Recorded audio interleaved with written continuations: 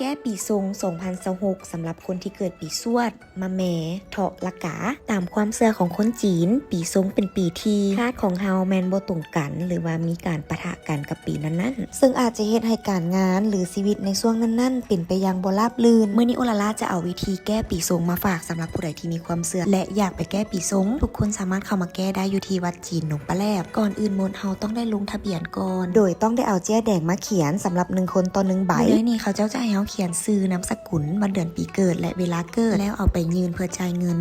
120,000 กีบต่อคนหลังจากนั้นก็จะได้เจี้ยเงินคำ1คนต่อ1สุดต่อไปให้ไปแก้ปีซงอยู่ที่ห้องเบอร์3ให้ย่างไปตามป้ายที่เพิ่นบอกเลยมื้อที่โอลาลาไปแมนถือวันเสาร์วันอาทิตย์คนก็จะหลายน้อยนึงถ้าใครมีแผนไปวันเสาร์วันอาทิตย์ให้เผื่อเวลาในเด้อและในนี่เพิ่นก็จะมีรายละเอียดของวิธีแก้ปีซงให้แมนให้ทุกคนเฮ็ดตามนี้เลยโดยให้มาเอาธูปอยู่นี่และใต้ธูป3ดอกหลังจากนั้นแมนให้อธิษฐานตามเจี้ยแดงให้เอาธูปไปปักใส่กระถางต้องแมนกระถางที่ตั้งอยู่โต๊ะน้ำเบอร์3เท่านั้นและให้เอาสุดเจี้ยที่เพิ่นเอาให้เนาะเป็นเจี้ยเงินเจี้ยคำปัดตั้งแต่หัวจนฮอดตีนให้ปัดออกไป12 บาทเพื่อที่จะเป็นการปัดเป่าสิ่งที่บ่ดีออกจากเฮาและให้เอาสุดเจี้ยไปตั้งไว้อยู่บนตังเพียงเท่านี้การแก้ปีซงก็ถือว่าแล้วโดยเพิ่นจะเปิดให้แก้ปีซงตั้งแต่มื้อนี้จนฮอดวันที่25เดือน2ปี2026อยู่ที่วัดจีนหลวงปลาแหลมนี่เด้อ